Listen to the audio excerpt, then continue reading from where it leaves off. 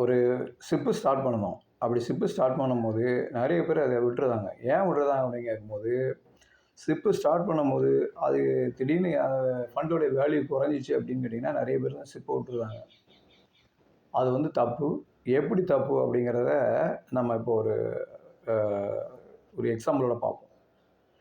இப்போ பார்த்தீங்கன்னா, ஒருத்தவங்க வந்து சிப்பு ஸ்டார்ட் பண்ணுதாங்க. ஒரு 5 வருஷம் சிப்பு, அதாவது 60 மாதம் சிப்பு. அந்த சிப்பு வந்து 1.5% எவ்ரி மந்த் குரோத் ஆகுது அப்படின்னு வச்சுக்கோம். 1.5% எவ்ரி மந்த் குரோத் ஆகுது. அது என்ஏவி வந்து கூட்டிகிட்டே இருக்குது அப்படின்னு வச்சுக்கிறோம். அவங்க ரூ. 1000 கான்ஸ்டண்ட்டாக 60 மாதத்துக்கு இன்வெஸ்ட் பண்ணுறாங்க அப்படின்னு சொல்கிறோம். இப்போ அவங்க ரூ. 1000 கான்ஸ்டண்ட்டாக 60 மாதத்துக்கு இன்வெஸ்ட் பண்ணாங்க அப்படிங்கும்போது ரூ. 100 என்ஏவி அப்படின்னு கேட்டிங்கன்னா அவங்களுக்கு வந்து 10 யூனிட் கிடைக்கும்.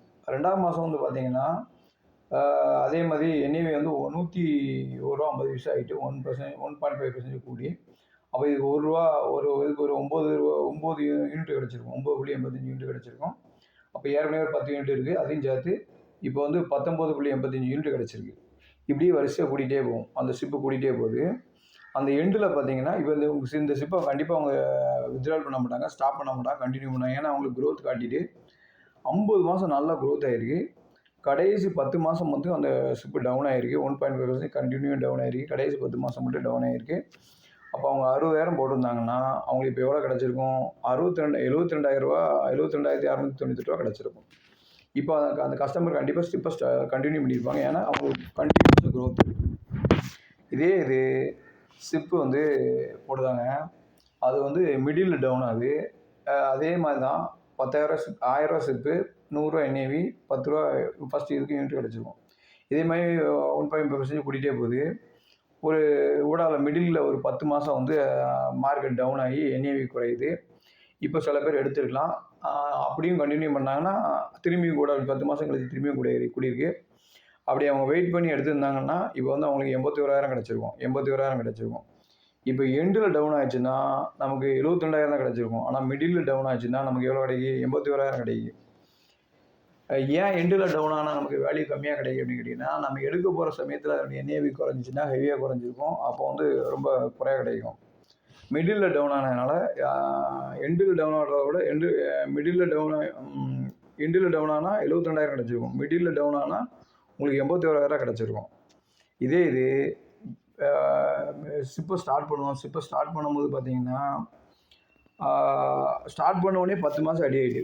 இதில் எனக்கு தெரிஞ்ச வரைக்கும் பெரும்பான்மையான இன்வெஸ்டர்ஸ் வந்து இந்த பணத்தை எடுத்திருப்பாங்க. ஏன் எடுத்திருப்பாங்க அப்படின்னு கேட்டிங்கன்னா 10 மாதம் தொடர்ந்து அடி வாங்கிச்சுன்னா பயந்து போய் சிப்பை ஸ்டாப் பண்ணிடுவாங்க. ஸ்டாப் பண்ணி விட்டுருவாங்க. ஆனால் அப்படி செய்கிறது எவ்வளோ பெரிய தப்புன்னு பாருங்கள். இப்போது இந்த இதை தாண்டி அவங்க கண்டினியூ பண்ணியிருந்தாங்கன்னா, இதை தாண்டி கண்டினியூ பண்ணியிருந்தாங்க அவங்களுக்கு ரிட்டர்ன் கிடச்சிருக்கும். 92,000 கிடச்சிருக்கும். அவங்களுக்கு ரிட்டர்ன் எவ்வளோ கிடச்சிருக்கும்? 92,000 கிடச்சிருக்கும்.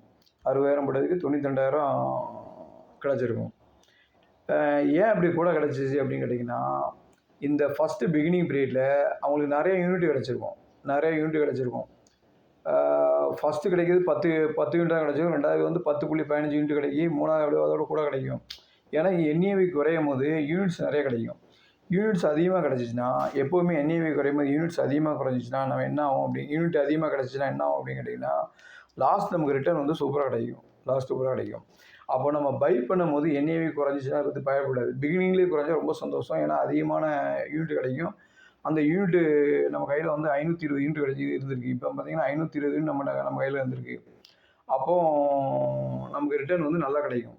இது மிடில் பார்த்தீங்கன்னா நமக்கு எத்தனை யூனிட் கிடச்சிருக்கு அப்படின்னு பார்த்தீங்கன்னா வெறும் 454 யூனிட் தான் கிடச்சிருக்கு. ஏன்னா அது மிடில் குறைஞ்சதுனால அது என்ஏவி கூடனால யூனிட் வந்து குறைய கிடச்சி ஒரு 454 யூனிட் தான் கிடச்சிருக்கும். இதே எண்டில் கிடச்சிச்சின்னா யூனிட் ரொம்ப குறைஞ்சிருக்கும். 407 யூனிட் தான் கிடச்சிருக்கும். ஏன்னா அதோடைய என்ஏவி ரொம்ப கூட்டிட்டு 200 போயிட்டு.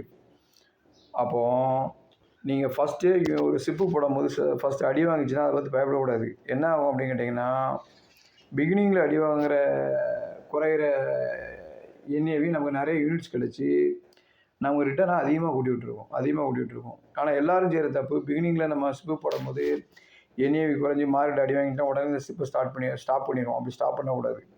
அப்புறம் கன்க்ளூஷன் பார்த்தீங்கன்னா எண்டில் வர ஸ்டிப்பு வந்து எண்டில் குறைஞ்சி சிப்பில் வந்து கிடைக்கிற இன்னும் ரிட்டர்ன் வந்து 72,000 கிடச்சிருக்கு. மிடில் குறைய சிப்போடைய ரிட்டர்ன் வந்து 81,000 கிடைச்சி. ஆனால் பிகினிங்கில் குறைஞ்சது வந்து 92,000 கிடைக்கி. பிகினிங்கில் வந்து நம்ம கூட தைரியமாக இருந்திருந்தோம்னா, ரிஸ்க் எடுத்திருந்தோம்னா, இப்போ நமக்கு எவ்வளோ அதிகமாக ரிட்டர்ன் கிடச்சிருக்கும்? 92,000 ரிட்டர்ன் கிடச்சிருக்கும். அப்போ நம்ம வந்து ஒரு சிப்பை ஸ்டார்ட் பண்ணும்போது அது என்ஏவி குறைஞ்சா அதை பற்றி நினைச்சக்கூடாது, பயப்படக்கூடாது. Thank you.